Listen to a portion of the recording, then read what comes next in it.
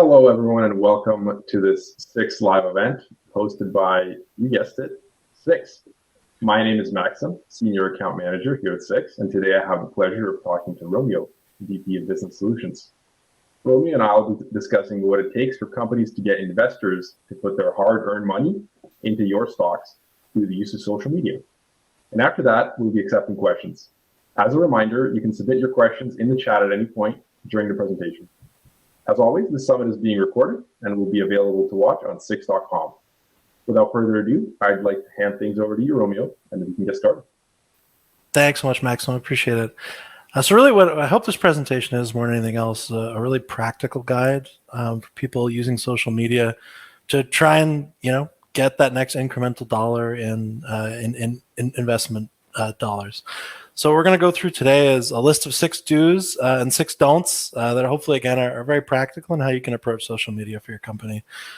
So start with the do's. I always like to start positive with the stuff that we actually do want you to do and we do think is beneficial.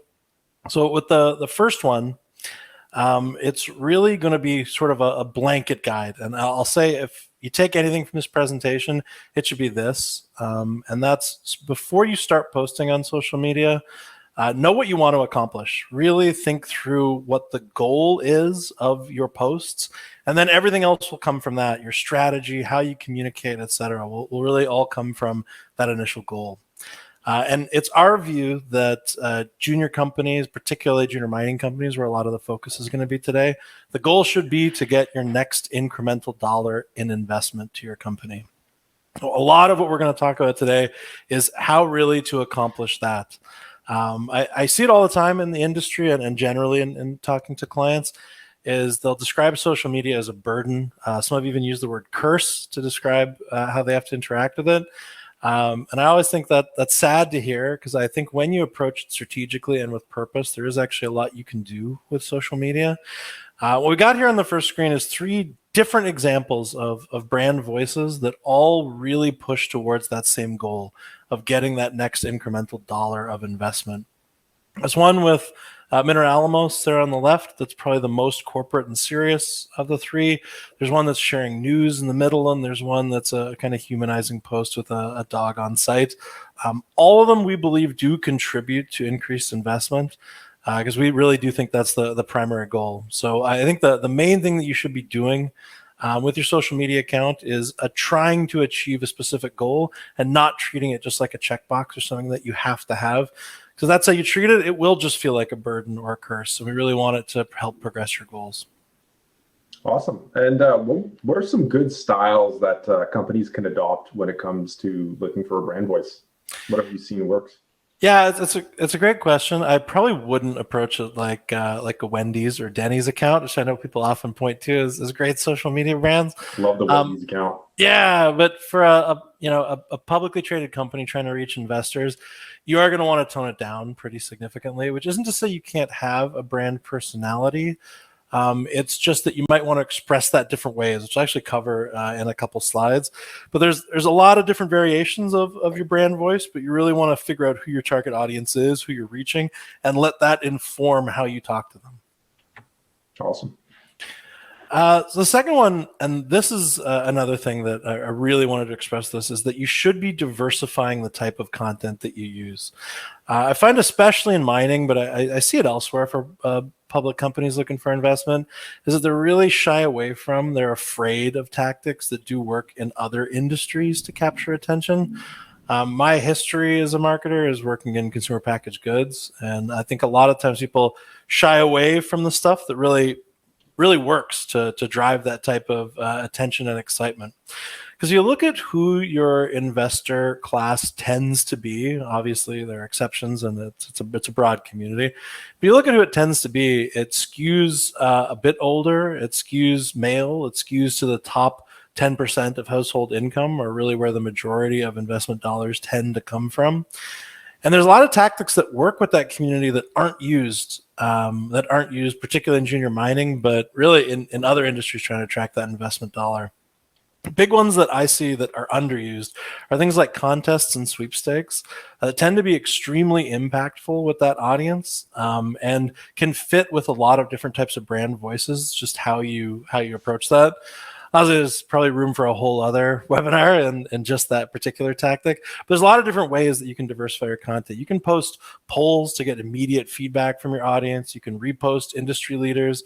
You can post, like we had in the last slide, humanizing content of people on site, people doing the work for your company, because that still really does contribute to investment dollars. Because a lot of the reason people put their money into a company is because they have a personal trust relationship with the executives.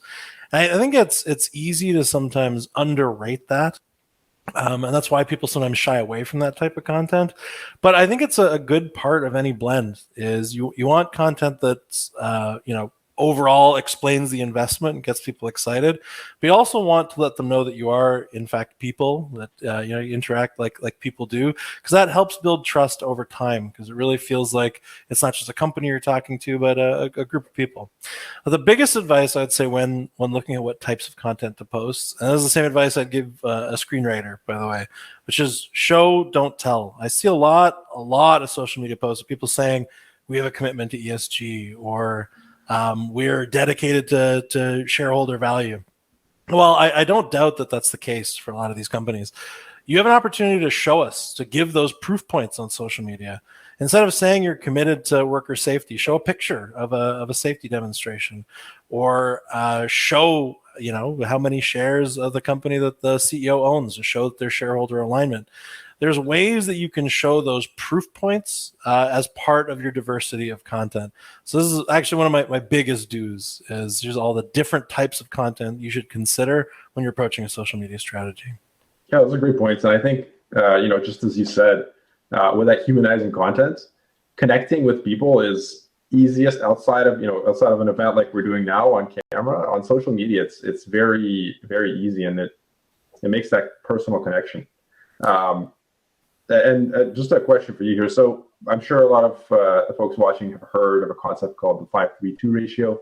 Maybe not, but that's in terms of curating content, making your own posts, and creating humanizing interactions. So should companies look to adopt something of the sort, or can you focus on any one of them specifically and focus more on that?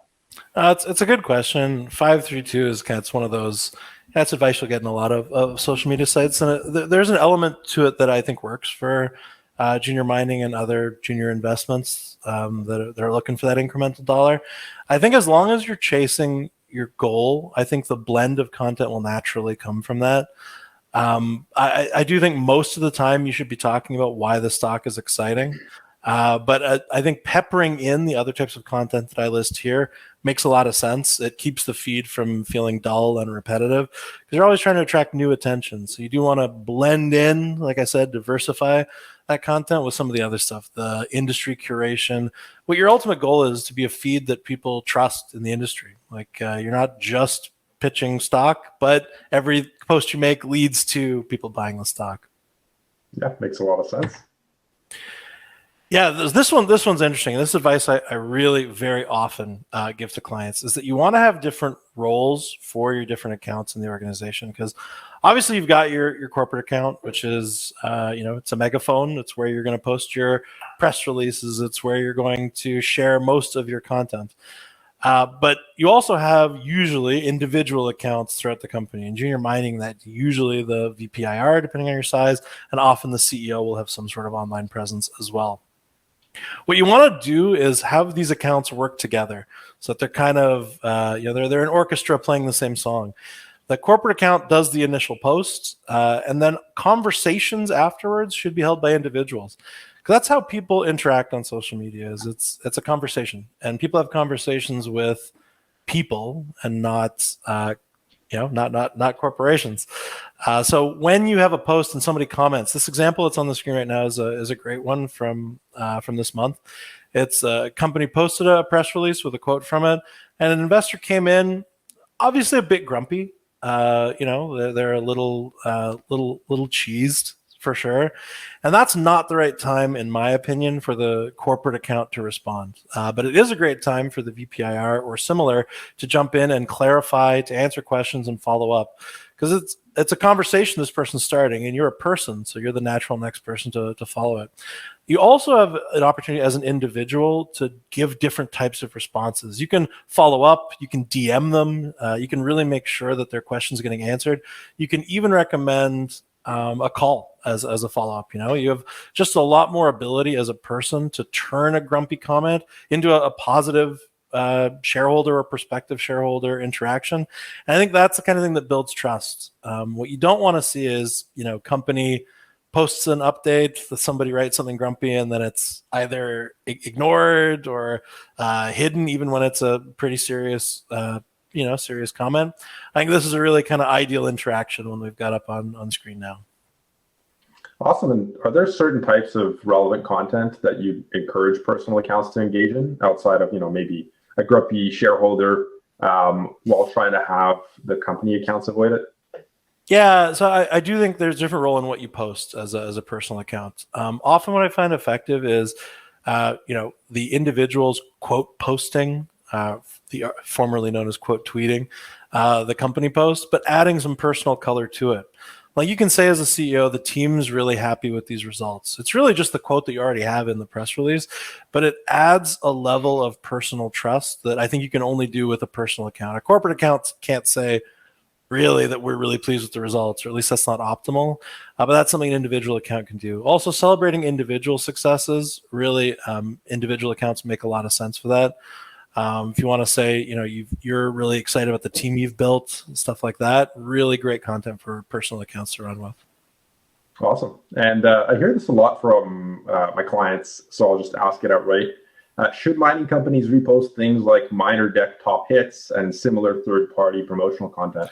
Yeah, it's a good question because it comes up a lot. It's specific to mining, but in short answer is no.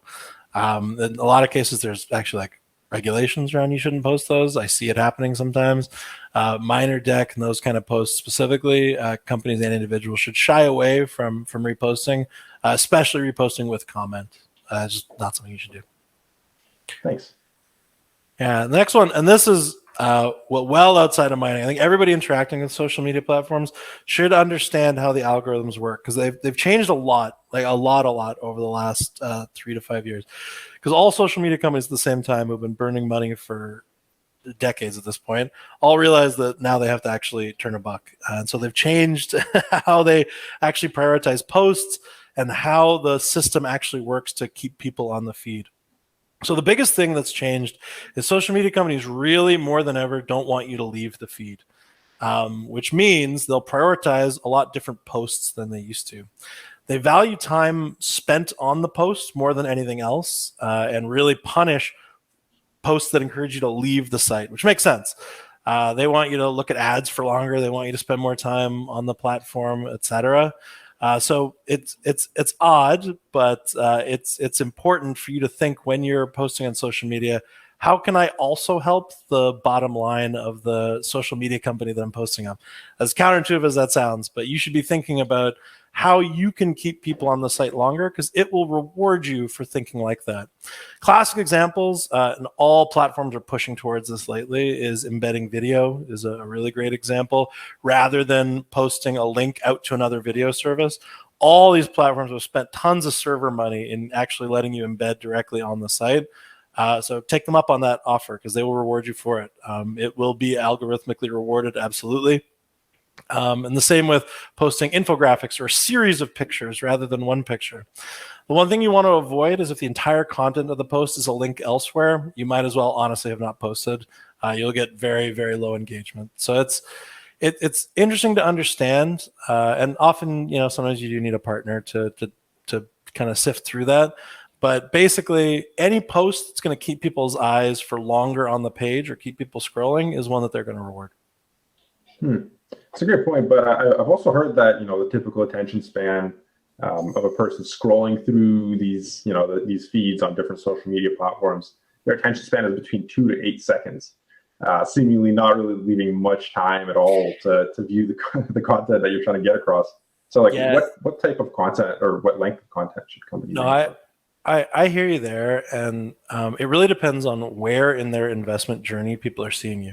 If it's the first time they've ever seen your name, yeah, you got about 2 to 8 seconds realistically, and that's why you need to diversify your content. And that goal of getting that next incremental dollar is true for everyone along their investor journey. So people that have never heard of you, you want posts that will attract them in a brief, consequential way, but for the periods or the people that are already somewhat interested, so they're following you or you come up on their feed and they've heard of you before, that's really why you want to have some long form content too. It doesn't say a lot of text, that tends to lose people, but that embedded video, the infographic, etc., the content that really keeps people on the page for longer, that's really what you want to be going for more than anything else. Awesome. Yeah, so this one, speaking of companies that have changed their tune in the last 5 years, this one probably is the one that's changed the most, and it's gotten a lot of press, as you can imagine.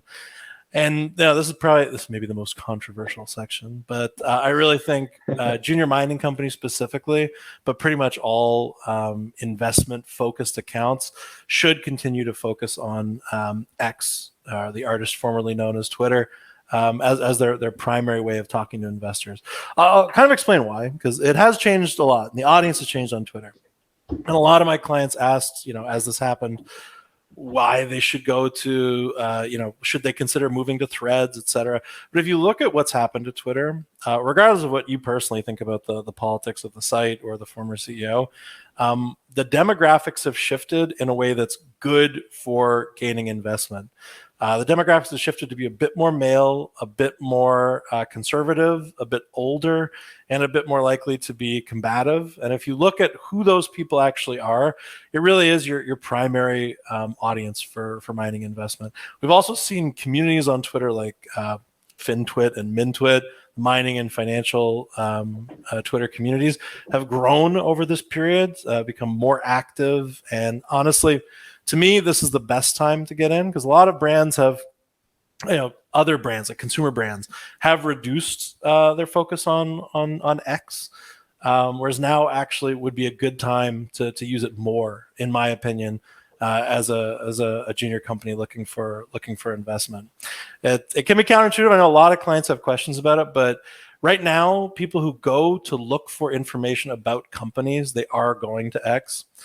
Which isn't to say you should, ignore every other social platform. I just think it should be really the cornerstone. If it wasn't already, should be even more so now of your social media strategy.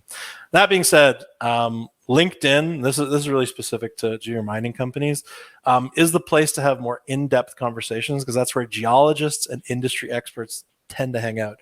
There's some of the more combative ones that spend a lot of time on Twitter and, bless their hearts. But most geologists spend most of their time on LinkedIn as far as platforms go. So it's a great place to have a complex discussion about your PFS. It's a great place to attract investment dollars from geologists who are often big investors in these companies. And also, geologists from majors are very active on there as well. So if you're a junior, it could be the first piece of content that leads to a JV, right? So certainly don't ignore LinkedIn. Just be conscious of who's looking at you there versus X/Twitter. Yeah, aside from mining, I was just going to say that on LinkedIn, there's a lot of different banks and institutions also being fairly active, and that's one of the preferred methods. Yeah, it's institutionalized. For serious conversations, honestly, LinkedIn is probably the better spot. But if you want to reach investors in their home where they are, it's X. Yeah. I noticed you didn't mention a few of these platforms individuals. So could you, expand on why you perhaps should not commit much time to platforms like Reddit, which have historically sparked things like the Silver Squeeze or the GameStop saga? Yeah. Hey, for certain companies' strategies, Reddit it's not bad. It's a much less used platform than X. I think a lot of people don't really realize that. It's really just not as well traveled, to be honest. And the average household income tends to be lower on Reddit than elsewhere. Education tends to be a bit higher, but average household income tends to be a bit lower. It's a great place, other than investment boards like co.ca, et cetera, to find day traders. A lot of them hang out on very specific sub communities in Reddit. it's just a smaller community. I could, do another webinar and just how to talk to people on Reddit. But you got to understand that the people there are your kind of aggressive day trader types spend time there. Twitter is where you'll find kind of your more long-term investors typically, which I know my clients are usually, certainly happy to have day traders. But the long-term investors are who they want to talk to on a regular basis. And you find those on Twitter and LinkedIn. Using the wrong terms there, sex now. So yeah, sorry. Get with the times. I'll catch up. Awesome. This speaks to really kind of practical ways to get back to that original goal of attempt to create actual buying action on social media. I think a lot of the time, certainly new clients that I work with just often don't think of the platform as something that will do that. They just think of it as a box to check rather than something that can actually demonstrably create buying action. There's a couple things you can do to increase the likelihood of this. Like I said, you're going to reach investors at all different stages of their journey, but you want to make sure is that any piece of content you put out could be the catalyst for actually buying. One really simple piece of advice here is you should post during market hours in the markets where you're most popular. If you mostly trade in London, post during London market hours. If you mostly trade on the NYSE and the TSX, post on East Coast hours. It just makes the most sense. It's where you're likely to get the big success of getting somebody to buy based on a post. And the other thing, this is your classic Glengarry Glen Ross advice of ABC, always be closing. By that I mean, treat every social media post and interaction with an investor as what could be the last catalyst to actually spurring that investment. I got an example on the left of just a company posted and somebody bought shares based on a interaction on X. It certainly does happen. I see it relatively frequently. But what you need to make sure you do is every post should give investors a reason to buy the stock. And I've shown you that can be a diverse set of content, but every post should point people pretty clearly in that direction. But like I said, you're going to meet people at all stages of the journey. So tell them where they can get more information, engage with your different accounts, treat everyone who comments as a potential sale of stock and reach out to them, tell them where they can learn more, share that information with them, etc. Yeah, good points. And some might think it's a silly question, but if you want to give investors reasons to buy your company's stock, shouldn't you be outright telling them that now's a great time to be doing so, especially when it comes to your personal accounts? Yeah, I think, or I hope, I hope most people engaging on social media know this at junior mining companies, that this isn't the Wild West. This is a regulated environment, and you do have to be careful what you say. I would check with your internal regulatory team before saying anything like now is a great time to buy the stock. That's really not for you to say, honestly. You want to be very careful with your language. Use words like potentially, use words like opportunity. Because you can get yourself into trouble. I've absolutely seen that with companies. So you choose your words carefully. Absolutely. So that was the do's. The positive portion of this is over. We're now into negative land of stuff not to do, pitfalls. And if you're already doing any of these, don't feel bad. These are all extremely common in my opinion. We'll just go through pitfalls you can avoid when executing on a social media strategy. So the first is don't rush to new platforms without having a strategy. I put this first just because it's timely with the creation of threads, because I think it served as an interesting lesson. It shows that platforms aren't always right for junior mining or for any industry. And sometimes it takes a minute to learn that. So every time a new social media pops up, Be Real, Threads, whatever it might be, don't pivot your entire strategy to that platform until you know who's there, what they're talking about, how to engage on that platform. I think Threads is a really interesting case study of what would have been a pretty colossal waste of time if you had developed a whole strategy and gotten your team together and spent the morning talking about how we should engage with a Threads account. The engagement dropped really aggressively. It's not the right demographics for junior mining. It just doesn't make sense to put too much effort into it. I also often hear from clients, particularly new clients, like, should we have a TikTok account? Should we spend more time on this or that account? My overall advice for which platforms to focus on is if they're ones that reward highly curated, high effort content with constant upkeep, and TikTok is a great example of that, they are not worth your time. you are not going to be creating 8 highly produced videos every single day for your TikTok account, which is what it takes to get a following. There's a reason companies advertise on TikTok but don't have very significant accounts. That's because the constant upkeep required to hit that algorithm just really isn't worth it. So your minute to dollar value really is better on platforms like X and LinkedIn than something like TikTok, which also just doesn't have the right audience. It's Gen Z, very left wing, whatever your personal politics are. That doesn't tend to be the politics of a junior mining investor. So it's really worth investigating the platform before diving in. Yeah, that's a good point. And for example, with YouTube, it's typically a platform that takes a lot of time to maintain, but it's generally pretty popular among companies, and everyone wants to create their own YouTube account, maintain their YouTube account. So especially if you're creating video content for the company. So could you speak to how junior companies should approach that?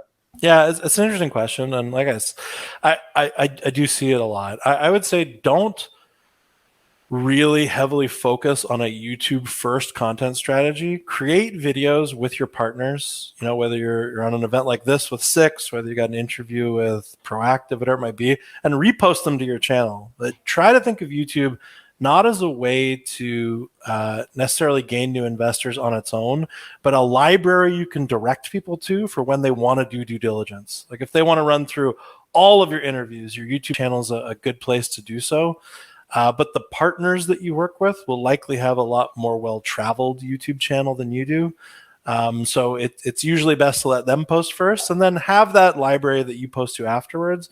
But seek out both influencers and partners that have a kind of bigger megaphone than you likely do as a primary way to build that platform up. So this one is funny. This slide, people told me this was obvious internally. I shouldn't have this slide. This is, kind of 101 advice, but I see it so much that I literally insisted that it be in this presentation. And that's don't use more than 2 hashtags on a post. It's very specific advice, but it's probably the so mistake. Common. Yeah, it's honestly probably the mistake I see most companies making in this space, which is they put every hashtag that they think is connected to their industry in. So it looks like an Instagram post from 2011. Like it's just really blocky. And the problem with that is the social networks themselves, this is from X's guidelines, the picture that's up here. They tell you not to do that. They put 2 as a hard maximum. And they actually, when Twitter posted its open source code earlier this year, the code spelled it out too. If you're spamming hashtags, it will be a deprioritized post. So not only does it look ugly, but it's not really achieving its goals at all. So make sure the hashtags you use, you're not, just carrying on with a trend. You're not a social media influencer, then don't have to act like one. Use hashtags that you think are going to direct people, the right people, to your posts.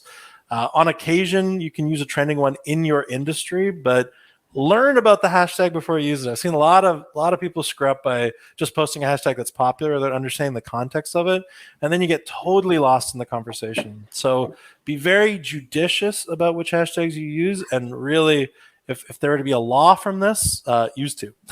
That would be it.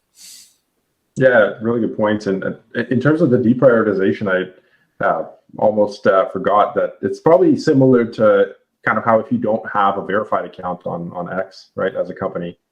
I think that's also a pretty big impact on your posts in general. And what are some tips for companies to pick out the best hashtags and cash tags that suit them most? Is using your typical company ticker, industry, commodity in every post the right way to go? Yeah, so not every post. I think using your own hashtag is a really easy end to a post, and people kind of expect it.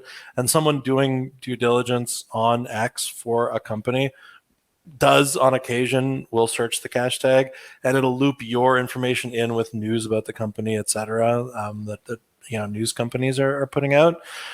Be very careful adding industry ones, especially if you're in the mining industry, because if you look on some days, the hashtag mining or hashtag gold mining or hashtag whatever jurisdiction you're in, can be used primarily by anti-mining activists or environmentalists or people that you don't necessarily want to drive attention to your posts from. So just be careful, read the hashtags first, see how they're being used, and if you fit within that group. A good partner will know a lot of these for you, but if you're a cowboy riding solo, just be careful. Look at the hashtag first, how it's being used, and see if it fits the type of content that you're putting up. Yeah, and I think another point on hashtags, they don't have to be too ugly and always go at the end of the post. It's always recommended to have those hashtags and cash tags in the post. So, replace your company name with your ticker cash tag, or if you're mentioning gold, you can hashtag it in the post. So sure, keep it relevant. Yeah. This one's honestly a mistake. Again, I see a lot of people make, and a good partner will make sure this doesn't happen. But don't ignore your analytics. These accounts give you reams and reams and reams of data on who's watching you, where they're coming from, which posts are actually succeeding. And if you're going in without data, you're shooting blind. You have no idea who you're talking to, why you're talking to them, what that audience actually looks like. So it's important to have a good understanding of what that audience looks like. What I got up, I literally picked a random client during a random time period, I think it was last week, but it's very common in the junior mining world. It'll be different other industries, but in junior mining, 95% male is probably on the low side. It's often 97 to 99%. And the audience tends to be North America and Australia. Often you'll get some financial capitals elsewhere. But your analytics and a good partner who's talking about analytics will be able to tell you which posts are succeeding, which aren't, and why. And that'll help you get into your strategy. You really don't want to be shooting blind when these companies give you tons of data to work with. So it's always best to know what's working and what isn't, and really highly recommend you either do it or find a partner who can. Yeah, awesome. And I know that a lot of companies try to avoid making content that touches on a specific holiday or event due to demographic concerns. So how would you tailor your content when it comes to things like that? Yeah, it's interesting. I think sometimes for people over worry about what type of content to run. As long as you look at your core viewer and think, would this content appeal to them? You're approaching social media more strategically than most of the industry, in my opinion. So just be aware of who you're talking to and make sure the message fits that person. It's really the best advice I can give. This one, I know a lot of the industry is shying away from ads right now. Fair enough. And if you're an industry that's leaning into ads right now, good for you. I want to talk about different types of strategies. And what I want to say, don't do, and a big pitfall is doing what I call lots of people in the industry call spray and pray advertising, which is where if you're a very niche industry, which junior mining investment is, it is a very niche targeted industry. And if you're running ads to everyone, you're wasting money. And here's the problem is, and this is why sometimes going without a partner is tough for advertising, is X wants your money, Meta wants your money, Google wants your money, and they'll take it. They'll say you're going to get 1 million impressions and you're going to get 500 likes, and you will, but it's not the right 1 million impressions. It's not the right 500 likes. It's not the right 500 shares. So what I think that what's again is a big pitfall people do is they treat their junior mining investment like your Coca-Cola or Doritos, and anybody could conceivably buy you. It's just not true. If you look at how we run ad campaigns, and I think all companies who are succeeding at running them, they're very, very targeted. So you're only looking for people in a very specific niche demographic. And with advertisement on X, you can be as specific as only people who follow these accounts altogether should be who you're reaching out to. And often it's tempting to go for the biggest pool possible, but I really think what you want to do for advertising on social media is find a very small pool that you know people will be interested in.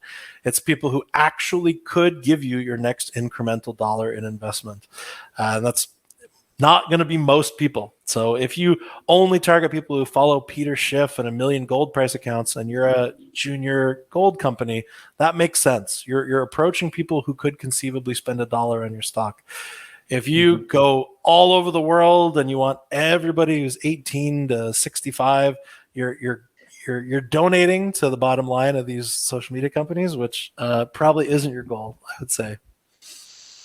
Yeah, when it comes to other, social media platforms, you didn't talk too much about, for example, YouTube ads or LinkedIn ads.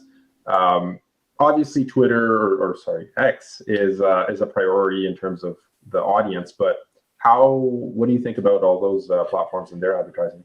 Yeah, I mean, honestly, each one, especially Google, could be its own hour-long session. That still wouldn't be enough to talk about it. I have some individual comments. LinkedIn ads are very expensive if you want to do it right. I'd probably suggest if you have small budgets, which a lot of junior companies do, like I'm talking real small, like sub $1,000 a month, really, really petite budgets. You probably want to use X and Google and Meta, places where you can target hugely without it being grotesquely expensive. Like I've had $250 campaigns on X. I know other members of our organization have done similarly priced campaigns on YouTube and Meta that produce results. So just make sure you're getting bang for your buck. I think if you can come away with this slide with one thing, it's that companies will rob you for every cent you're willing to give them. So make sure you're only talking to the people that you want to be talking to, not who necessarily the platform's trying to get you to talk to. Second last one is I think a big mistake people make in where to put their attention. And this is what numbers should be what you really care about, because I think it's really easy to get caught up in the likes. These companies have designed their heart button to feel very nice when you get one. That's how these companies came to prominence. Is it feels good to get that engagement. That's why people use these networks as individuals.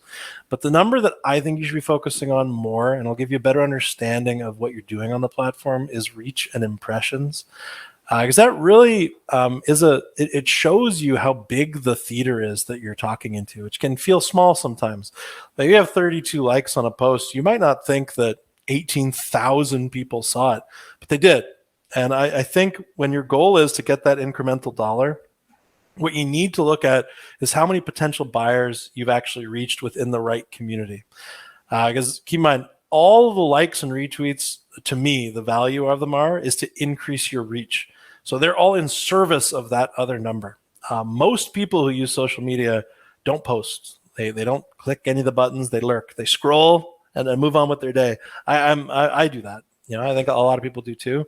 So you really want to focus on the posts that are getting you in front of the most potential buyers. And that's what I think reach and impressions are if your strategy is set up correctly. So it's don't fall for the allure of the like, I guess is my best advice there. Would you say that the same approach should be taken with the ads that we just spoke of? So should people be focusing more on the amount of impressions or more on the amount of follows or likes that they get? Yeah, with ads, you can be really targeted. I recommend ads that they're judged by what you're actually trying to achieve, which is growing people on their next step to dropping that dollar on your stock. Again, this could be a whole other webinar, but I really want to make sure that when people run ads that their conversion goals are specific to what they're trying to achieve. So let's say that's book a meeting. Let's say that's look at the corporate presentation. Let's say that's, watch a video that could lead to a more likely investment decision. So for ads, I think you want to spend money on what your actual goal is, or as close as you can get to that by the tools that they have. So it's a little bit different there, because for that, you're actually spending $1 to get $1, right? So I think when you're just posting, reach is what you should be looking for. With advertising, you should be coming as close to your goal as possible, because you're putting out your own bucks there. Yeah, it's too easy to be tricked by the little promote button where it says just promote for likes. They'll take your money. Yeah. This last one, I put this more as a message for myself than anything else. This is the hardest advice to follow, in my opinion, of anything we've talked about here, is don't be afraid of the trolls. If you look at the last slide, that sometimes 18,000 people are looking at a post, you don't realize they are. It is so easy to obsess over the one jerk who just posts something nasty, either because they're not have anything to do with your industry and are just having fun being a jerk on the internet, which some people do, or they're disgruntled shareholders not being constructive and it's just saying something nasty. It's so easy to make that person the only target of your social media strategy, to be obsessed with avoiding the troll. If it truly is non-constructive, my advice is don't be combative, don't be defensive, don't reach out to them. Just take advantage of that hide button. If it's non-constructive content, just put it away, hide it. And don't let it impact how you think about the success of the post or your social media strategy generally. If you're in an audience, think of yourself in an arena with 20,000 people. Sometimes it's 500,000 for your post. If you have one guy screaming, you're not going to make the whole concert tailored to them. You'll just ask security to get rid of them. I think trolls on social media are the same. Just hit the hide button and really move on. Now, it's a bit different when they're, and I think companies can confuse us sometimes. If they're not being a troll, they're actually a critic. So it's somebody who is giving constructive information that just happens to be negative. That's when the strategies from earlier in the presentation can, I think, come in, which is you follow up with an individual. You get your VPIR, your CEO to follow up individually with that person. And what I found with those, so it's constructive but negative, those people they often are your biggest fans who are upset for one reason or another, but they certainly are capable of being converted into somebody who's going to promote your stock and do a lot of free work for you in marketing the stock. So it's about how you communicate with them, but you really want to transform what would otherwise be a negative moment into a potentially really positive investor interaction.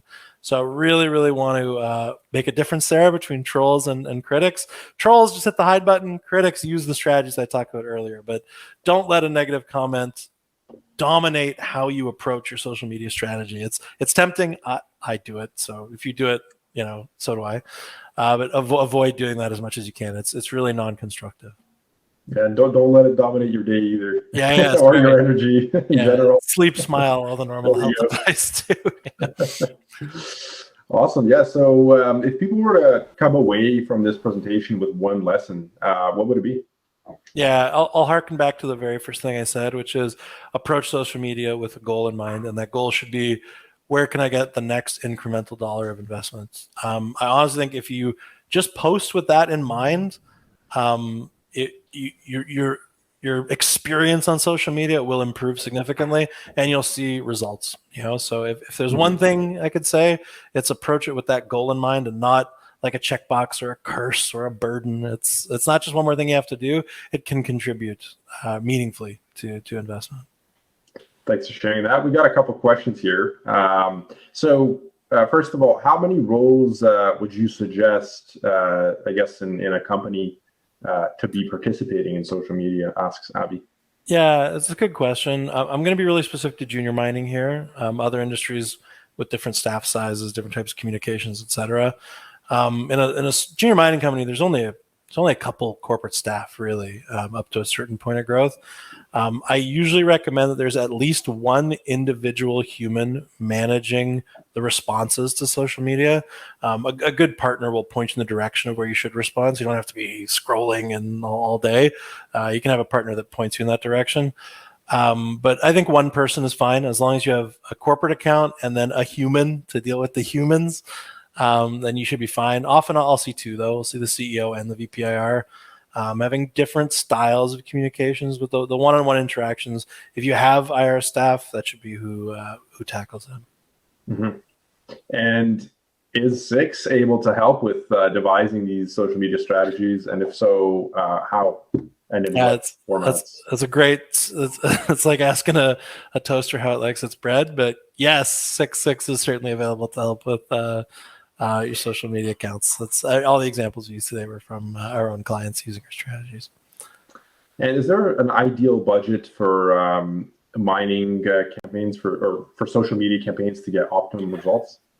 Yeah, so it's less than you think, and you start to see diminishing returns earlier than you think. What I usually tell junior mining companies is you can get incremental investment dollars that show demonstrable ROI from under $1,000 in ad spend.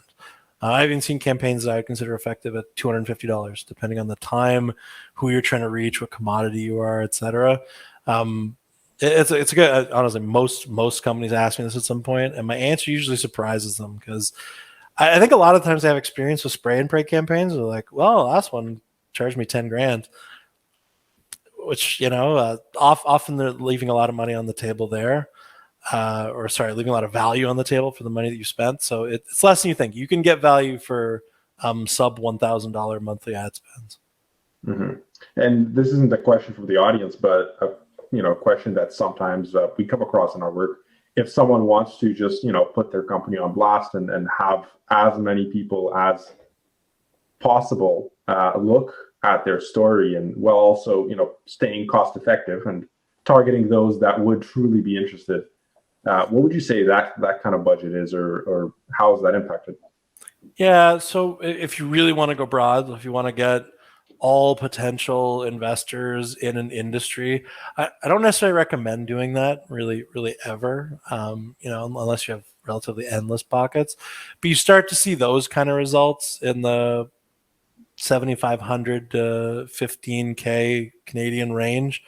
But at that point, I would almost insist you have a partner or some sort of advice.